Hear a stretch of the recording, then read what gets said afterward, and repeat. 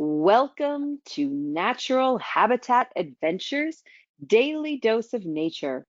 I'm your host, Sunny Vanderstar. Today's topic is counting sheep, observing bighorn behavior in the field.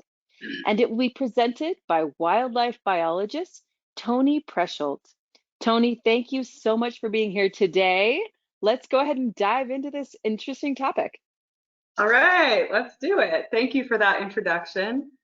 Thanks to everybody for tuning in. I'm excited to talk about one of my very favorite things to talk about, as anyone who knows me can attest to, bighorn sheep. So, a little bit of background about me is that I am originally from Iowa, and I always loved being outside and connecting with nature and learning about animals. And that led me to get a biology degree from Iowa State for my undergrad. And that allowed me to have the connection to work for Dr. Diane Dubinsky on projects studying butterflies for a while. So I went from butterflies to bighorn, as most people do. And I was able to study butterflies in Grand Teton National Park. And in my free time, I spent as much time outside as possible as well, getting really into long distance backpacking on the Appalachian Trail and the Pacific Crest Trail and more. I then found myself working for an incredible bighorn sheep research project in northwestern Montana.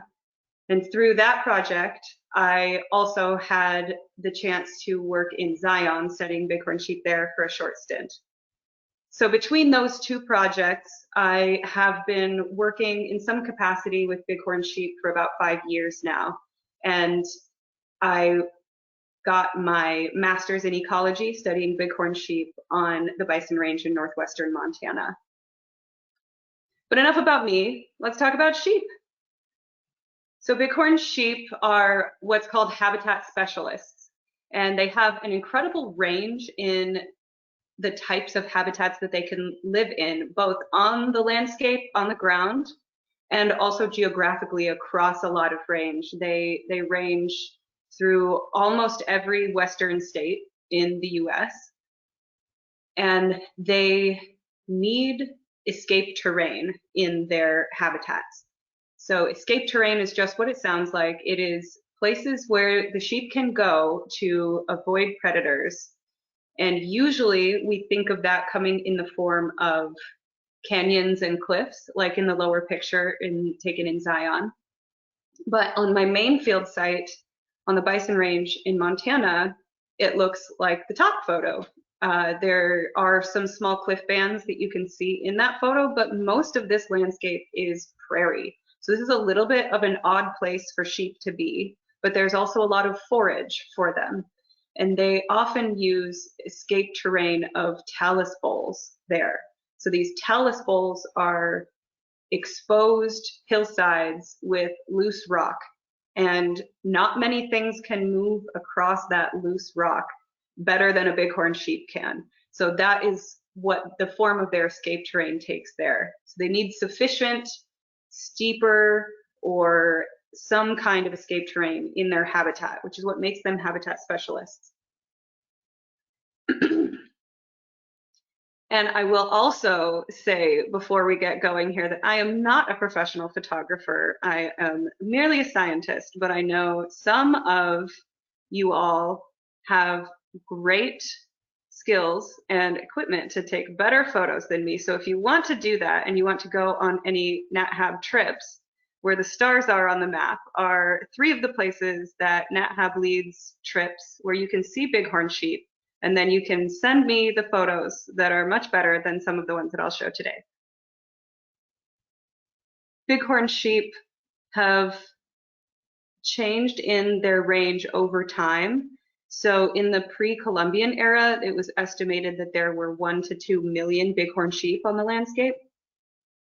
And then over time, this dwindled down to in the lower thousands, in like a few thousands. But they have, in numbers, made a comeback. and are currently estimated at 70 to 80,000 total bighorn sheep. You can see over time with these range maps that their habitat has become more fragmented, and this has contributed to the change in numbers. So there are things affecting bighorn sheep populations like this habitat fragmentation due to development and human activity, habitat loss, and there's also this really nasty disease called Mycoplasma ovinemoniae, which you absolutely do not need to remember, but it's shortened to MOV. And if you've heard of any kind of pneumonia or diseases that are affecting the bighorn sheep, it's almost certainly this disease. And it can be devastating to herds. It can also affect their long-term lamb recruitment. So these are some of the challenges that are facing bighorn sheep. But I want to talk more about the sheep out on the landscape today. So what are these sheep doing out there on the landscape? There are 3 different subspecies of bighorn sheep. There are desert and Rocky Mountain sheep, which are these 2 photos. On the left, we have a desert sheep and a Rocky Mountain sheep on the right.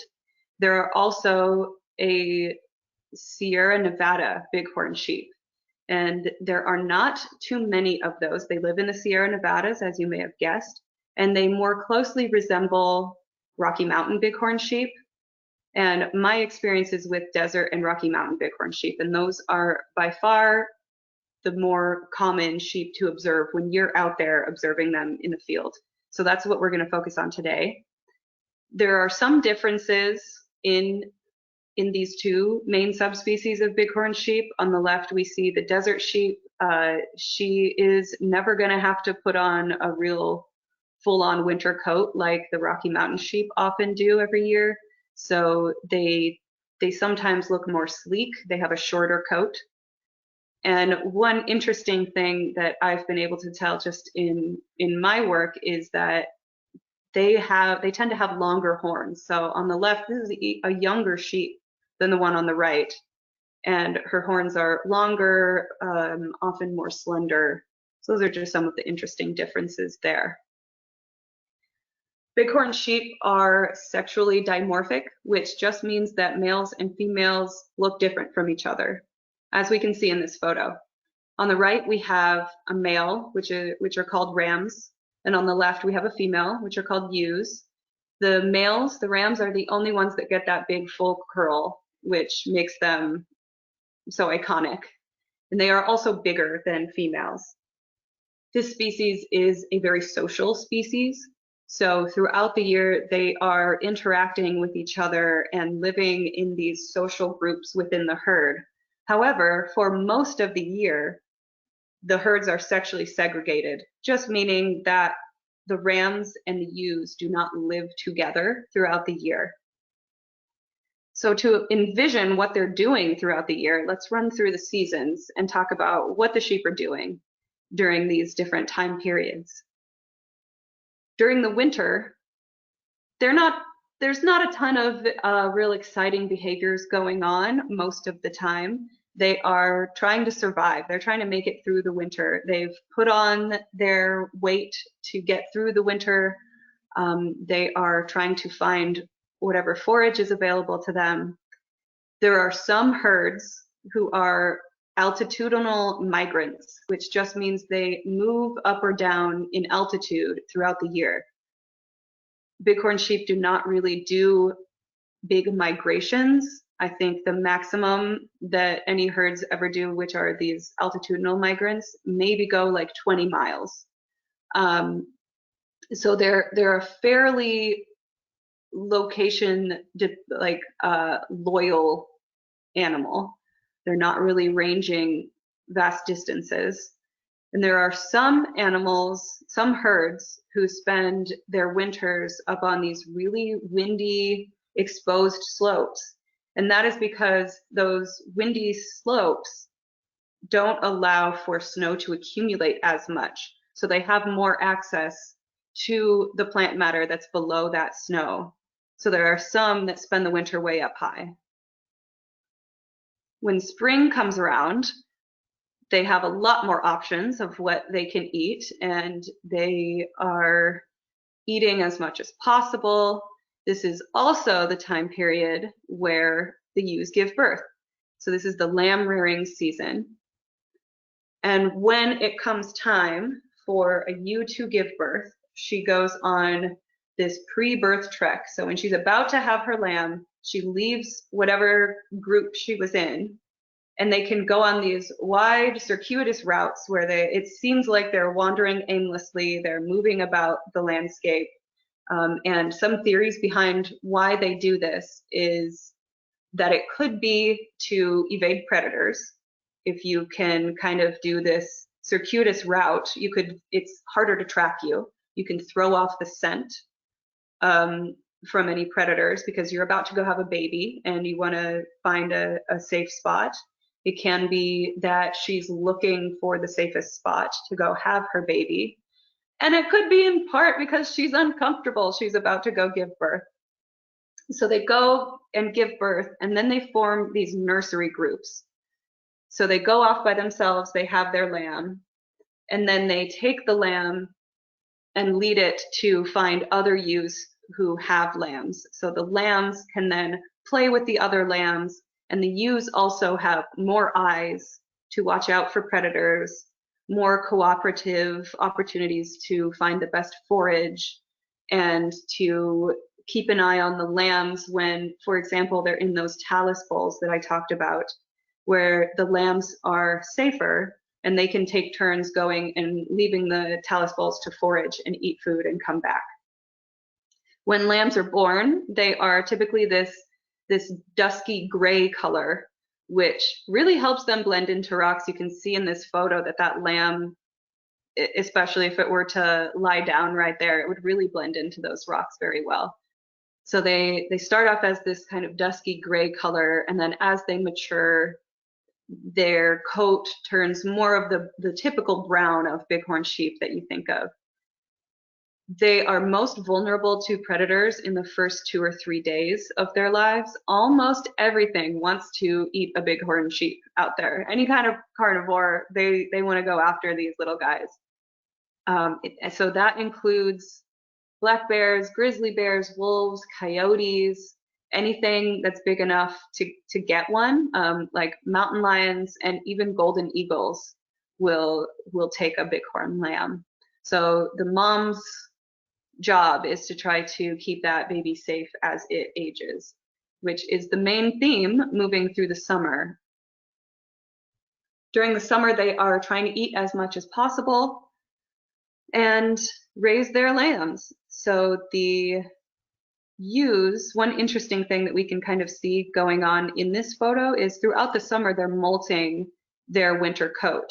So sometimes you see sheep that are looking a little scruffy, like a couple of these gals here, and they tend to start the molting process. And then after they give birth, when they're still nursing, they are allocating all of their energy into generating that milk for the lamb. So they're not generating as much energy for molting their coats. So sometimes that means there are some that are way less molted than others. And you can see that at this group in the center there, kind of on the right, there's a few yearling ewes who are almost completely molted, as opposed to the ewe on the left, who is only slightly molted. So that's why some of them look kind of scruffy. They're not necessarily sick or anything like that. They are just in the molting process. So that's happening over the summer. They're raising their lambs. And then depending on the subspecies and the herd, toward the end of summer and moving into the fall, the rams are grouping up and they are starting to establish the dominance hierarchy leading up into the fall. So an interesting tidbit is that a lot of the desert bighorn sheep have this long, diffuse rut season.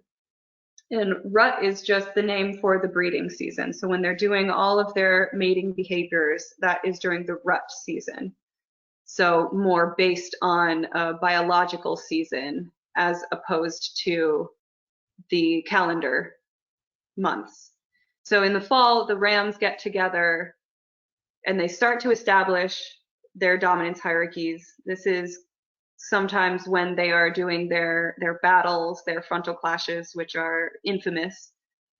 And the ewes, what really drives this rut season is something called estrus. And this is just the time period when a bighorn sheep is capable of becoming pregnant. It's the same thing as going into heat. And this happens for about 2 days. She's in estrus, she's capable of becoming pregnant for about 2 days in the fall. And for desert bighorn sheep, this season where all of the ewes are going into estrus can range from July to November. It can be a really long, diffuse season, whereas in Rocky Mountain bighorn sheep, it's much quicker, it's much shorter, usually like a month and a half, maybe. And it's all driven by these ewes going into estrus. When they're in estrus, it can be cyclical. If they do not get pregnant during those 2 days where they've come into estrus, they will go out of estrus, and then on average about 16 days later, they will come back into estrus. And that cycle can repeat for months if she doesn't get pregnant. And one of the ways, well, really the way that we can tell if a ewe is in estrus is by the behavior of the rams and how the rams are interacting with the ewes and with each other. So during the rut, there are 2 different types of behaviors that I'm going to talk about today. The first category are behaviors that they're doing when they're in a pair, with basically what they're doing to interact with the ewes. And then the other category is these dominance behaviors, what they're doing to interact with other rams.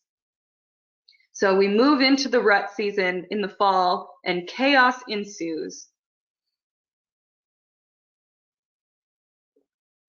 The first behavior is called flamen, and that is a German word, and it is this funky thing that they do where they curl their upper lip up like this ram is doing in this photo. And what they're doing in this photo is they have just either sniffed the ground where a ewe has urinated, or they have sniffed her rump. And by flipping up their upper lip and exposing their upper palate there, they are allowing these chemicals to reach this organ that's in the top of their mouths. This is called the Jacobson's organ, and bighorn sheep have this organ, snakes have this organ at the roof of their mouth, cats have this organ at the roof of their mouth, and they are testing whether or not the ewe is in estrus by doing this. So this is a way for them to allow those chemicals to reach that Jacobson's organ, and they are able to tell whether or not she is capable of becoming pregnant. So you'll see rams doing this. They might be checking multiple ewes. You might see some poor ewe getting pestered by a ram trying to get her to urinate so he can check, and there might be multiple rams who are doing this to try to check. And then if she is in estrus, some of the courtship behavior is that the ram will lower his head, he'll put his head down, turn his head to the side, growl, and flick his tongue a bunch. So he'll stick his tongue in and out of his mouth. And it's sort of funny looking when you see it. And they might be making this low growl sound. And that is a way of trying to court the ewe. Ewes can be receptive or unreceptive, and that can change by the different ewe, and that can also change by what point she's at in her estrus. She might be much more unreceptive early on in her estrus and more receptive later. She may never be very receptive, and Receptivity looks like her standing solidly instead of running away. Basically, unreceptive ewes will run away, or they'll do a really quick whirl where they turn around really fast. They might even butt the chest of the ram. So there are behaviors that the ram is doing to court the ewe. And if she is receptive, he will mount her, and that is an actual breeding. Some other behaviors that they do to rams in particular, they will, first of all, they will do all those courtship behaviors to other rams, including mounting, including that low stretch, like we can see on the right. It's the same kind of behavior that looks like courtship to a ewe. It's essentially treating another ram like a ewe. And this is a way of establishing dominance. This is saying, hey, back off. There are all these smaller behaviors that we can watch for. On the left, we have a front kick, which is simply just taking one of their front legs and kicking. They mostly do that to other rams. The low stretch on the right is that classic like lowered head. His head is tilted a little bit, and often he'll growl and do the tongue flicking too. In this instance, he's doing it to other rams. One really interesting behavior that we can see, especially within that dominance hierarchy with some rams, are related to this preorbital gland. So if you look at this photo, you can see this darker spot that's just below and in front of this ram's eye. And this is a gland that is much easier to see in a desert sheep like this guy than a thicker coat on a Rocky Mountain sheep. So if you are, for example, ever in Zion, you can look for these preorbital glands. And this gland generates a scent that is distinguishable between individuals. And one of the ways that bighorn sheep can show submission to a more dominant ram is by rubbing this gland against the horn of a more dominant ram. This is a pretty subtle and interesting behavior that you can watch for, and if you catch it, then I applaud you, because it's a little subtle and it's really interesting to me. So over the course of the rut season, a more dominant ram will essentially be collecting the scents of a bunch of different subordinate rams. And sometimes you can see a ewe sniffing the horn of a dominant ram. And that's essentially his way of saying, look at all of these guys that I'm more dominant than. I'm a big deal. So that is a way of signaling where they are in that dominance hierarchy.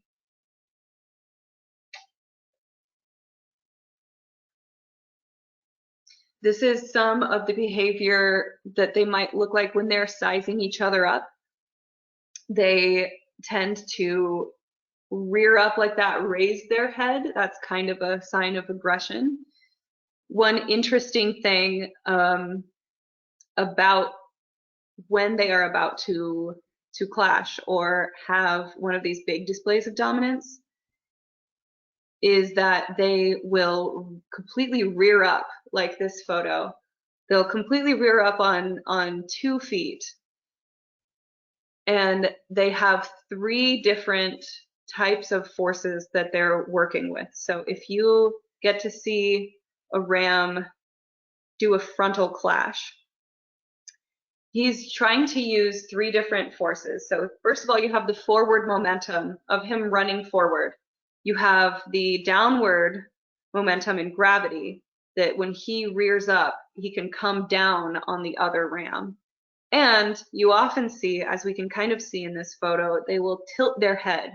So as they come down and move forward to clash with the other ram, they're also twisting their head, which allows some torque. So you have these 3 different types of forces working together when they clash. So if you see here in this photo, they aren't hitting each other square on. the safest, quote unquote, safest way to get hit by another ram is to receive the blow straight on, right where your horns are more solid, and it's less likely to jerk your head to the side or cause any other momentum. You'd like to receive it like straight on. And the other ram wants to try to catch you from the side and throw your head off. And this is sometimes what leads to chunks of their horns being missing, or the ends of their horns. If they are caught by the other's horns near the tip, they can break off in that way. And then afterwards, they often look like this again too, because they're a little bit stunned. So they might stand there and kind of stare at each other for a little bit afterwards. And so that is the frontal clash. And all of these things that they're doing are in order to be able to breed with the ewes. So when a ewe is in estrus, there are multiple different strategies that a bighorn ram can adopt. The first one is you're the locally dominant ram. So you're the big cheese in this area, and you will go defend this ewe when you find out that she's in estrus.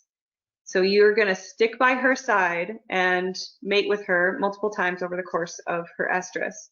And if any other rams come in, you're going to try to defend her. There's another strategy that is called coursing. And these coursing rams are always less dominant than the ram who is defending the ewe. And they are waiting for an opportunity to try to sneak in a breeding. That's what coursing means. That's that style. So you might often see a dominant ram who is defending a ewe, and there are a bunch of other smaller rams who are kind of waiting around and watching. And they often want to try to sneak in a breeding, sometimes by initiating a full-on chase with the ewe. So they might try to just chase the ewe and get her to run. And if she runs and is followed by multiple coursing rams, they might be able to mount her and have a successful breeding while the ram is trying to defend her and fight off all of the other rams. So there are these multiple strategies. And then even amongst the defending ram who is staying with the ewe throughout the course of her estrus, if another more dominant ram comes by, he can take over the ewe essentially and kick out the original dominant ram, meaning that he is now the defending ram, and now he has to deal with all of the coursing rams. Sometimes if a ram is really sneaky, maybe he has a more in-tuned Jacobson's organ, or he can just tell, or he maybe gets lucky and makes a guess at which ewe is about to come into estrus. If he can separate the ewe from the group and lead her away to somewhere more secretive, then he can breed with her throughout the course of her estrus, ensuring that he is the one who fathers the lamb. I have seen a specific ram, his name was Peak, and twice in a row he managed to sneak away with one of the ewes who was about to come into estrus, out from under the nose of the more dominant ram in this area, and I could not find them again. So somehow he managed to sneak off with her, and that ensured that he couldn't get bumped by another more dominant ram. Essentially, the rut season is chaos, but there are all of these behaviors that you can watch for. to tell what's happening. And one really interesting thing is that the ewes also have a dominance hierarchy. So it's a lot more subtle, but they still exhibit the same behaviors. It might be, instead of based on defending a ewe or trying to mate with a mate, they might be doing a front kick on another ewe because they want her bedding spot, or they want the better forage. They want that really tasty shrub, and they want to kick out the other ewe. So they will have frontal clashes. They will have front kicks. They will sometimes do the courting behavior, and it's all a little more subtle, but they do have their own dominance hierarchy. It's usually based on the age of the animal and how aggressive they are just in their personalities.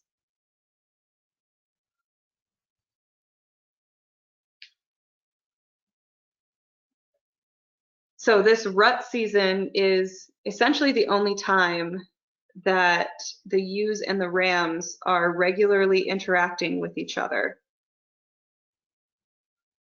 Otherwise, they live in smaller social groups, completely separated. The yearling rams will stay with a female group, usually with his mother, for the full year, and then when it comes to the next rut, they tend to leave and go hang out with the rams afterwards, after that season. And then after the rut season, it goes back into winter. So some of this chaos of the rut season, when rams are running around trying to find the ewes going into estrus, they are expending a lot of energy. So sometimes they spend all of their energy trying to defend ewes or trying to chase ewes that are being defended by a ram, and they barely spend any time eating. So this can be not setting them up for a very successful winter season.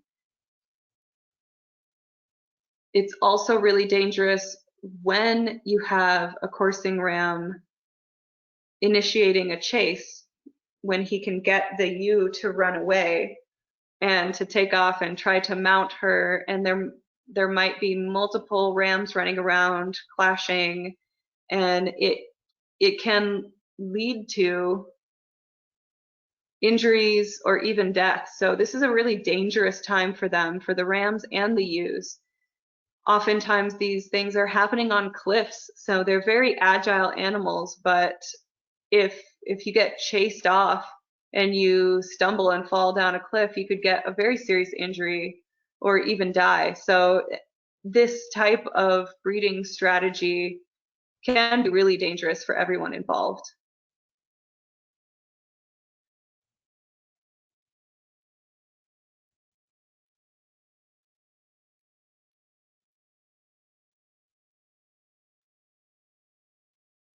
There's a really interesting phenomenon that can sometimes happen where in a dominance hierarchy, one ram is ranked higher than another. Say, we'll call them like rams 1, 2, and 3. So say ram number 1 is dominant over ram number 2, and ram number 2 is dominant over ram number 3, but ram number 3 is dominant over ram number 1.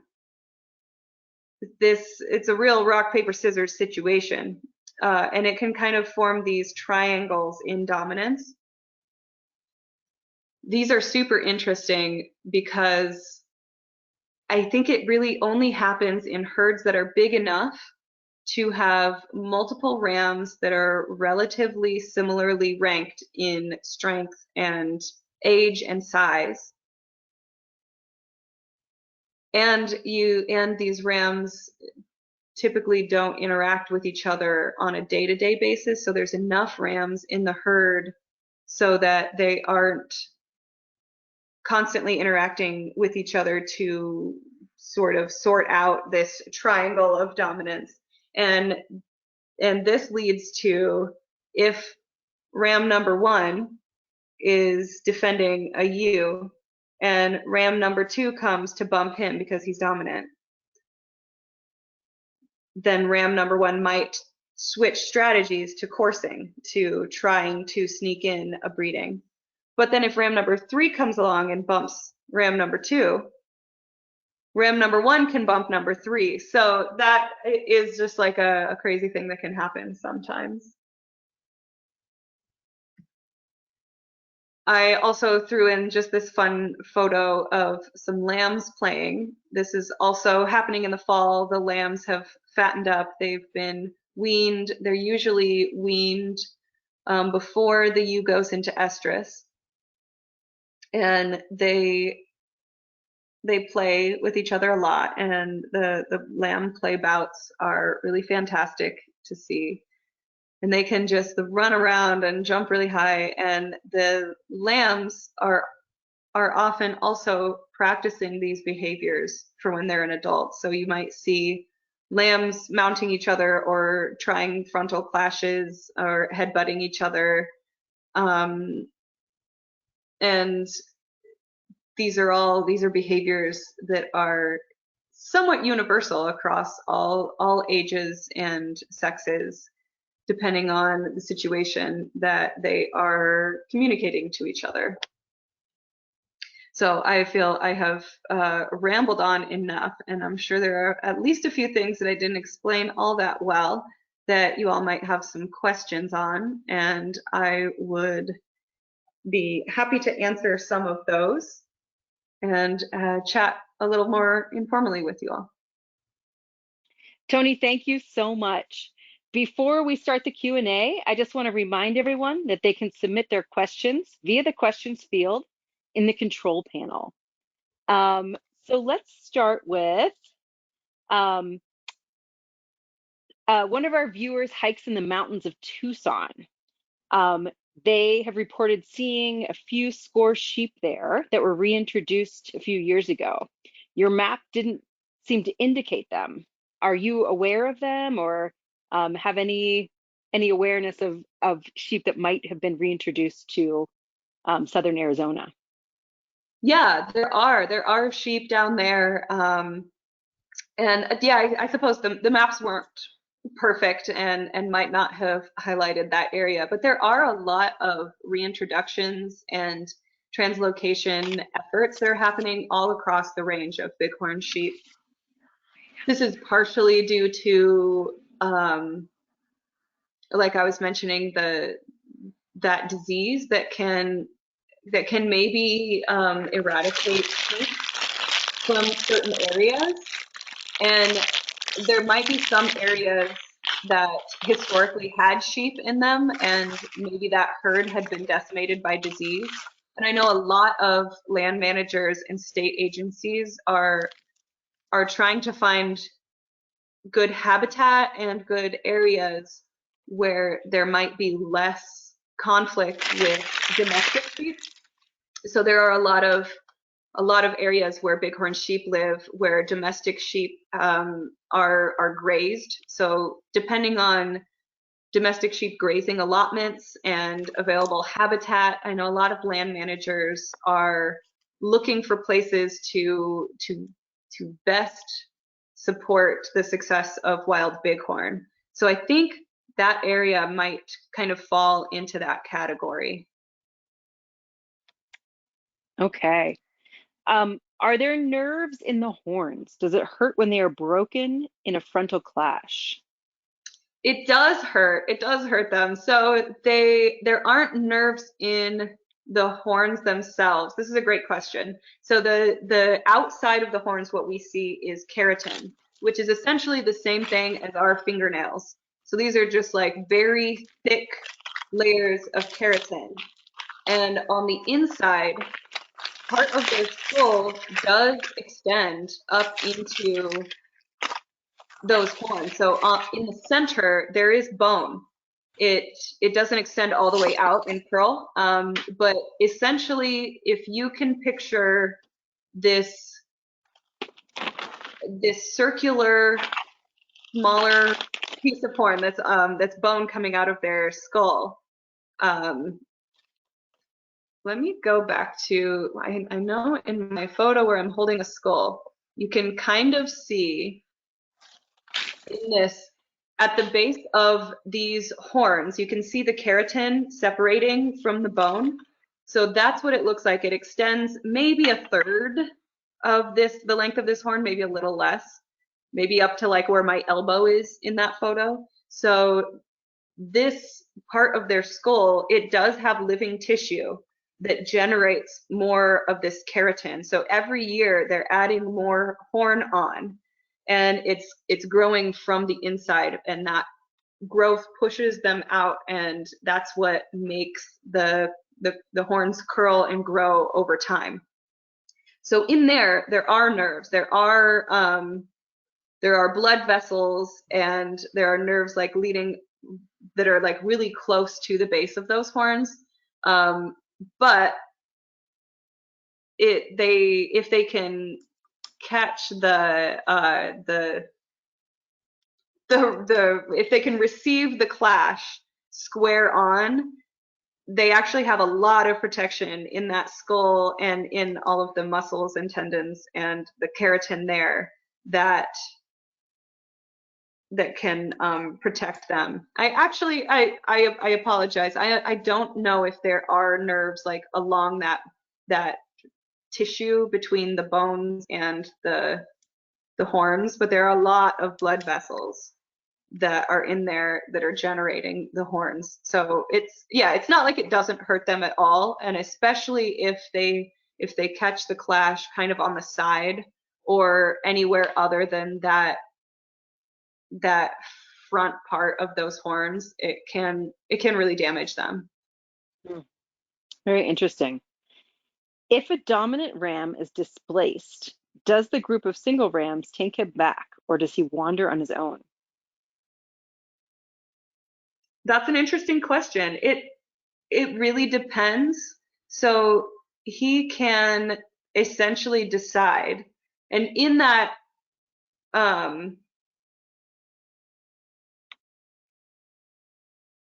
I think in general, when they're in the group, let's say not during the rut or leading up to the rut, when they're really reestablishing this dominance, they kind of know throughout the year who's top ram, and there might be, if it's a big enough herd, there might kind of be multiple top rams who are relatively similar, and then when they do get out for a ewe specifically, one might displace the other.